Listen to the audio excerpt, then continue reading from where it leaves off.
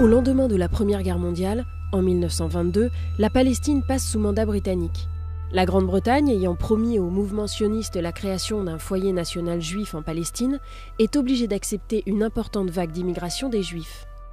À la fin des années 30, la proportion de la population juive en Palestine est passée à 30%, principalement à cause de la montée du nazisme en Allemagne. Cette situation accentue les tensions entre deux peuples qui désormais se partagent une seule terre. En 1937, les Anglais font une première proposition de partage. L'établissement d'un État juif au nord, le reste de la Palestine un État arabe et la région de Jérusalem resteraient sous contrôle britannique. Mais la Seconde Guerre mondiale met fin à ces plans. Le 29 novembre 1947, l'ONU approuve un nouveau plan de partage dans lequel Jérusalem et Bethléem bénéficient d'un statut international particulier, ouvert aux deux peuples.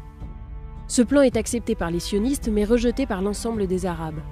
Malgré tout, Ben Gourion, fondateur du Parti travailliste israélien, proclame l'État d'Israël le 14 mai 1948. Le lendemain, les États arabes voisins lancent une attaque contre ce nouvel État qu'ils ne reconnaissent pas. En juillet 1948, l'État d'Israël contre-attaque et annexe une grande partie du territoire dévolu aux Palestiniens. En 1949, l'armistice des accords de Rhodes scelle ses frontières. C'est la ligne verte. Gaza est alors sous le contrôle de l'Égypte et la Cisjordanie est annexée par la Transjordanie. Les Palestiniens n'ont plus de territoire. En 1967, la guerre des 6 jours va mettre fin au statu quo. Israël, en réponse à des menaces voisines, envahit le Golan, le Sinaï, tous les territoires palestiniens, ainsi que Jérusalem. En 1973, la guerre du Kippour est engagée par les Égyptiens et les Syriens pour récupérer leur territoire. C'est un échec. Israël, soutenu par les États-Unis, réussit à dépasser les lignes.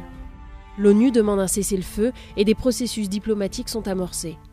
Une partie du Golan est restituée à la Syrie en 1974 et le Sinaï sera rendu à l'Égypte en intégralité entre 1979 et 1982. En décembre 1987, la première intifada va montrer que les Palestiniens refusent l'occupation d'Israël. Et le 15 novembre 1988, le Conseil national de l'Organisation de libération de la Palestine proclame la création d'un État palestinien selon le plan de partage de 1947.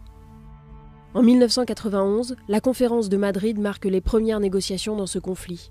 Elle sera suivie par les accords d'Oslo en septembre 1993. En 2000, la deuxième intifada éclate et la dernière phase des accords d'Oslo est un échec. Depuis, le conflit entre Israël et la Palestine dure toujours.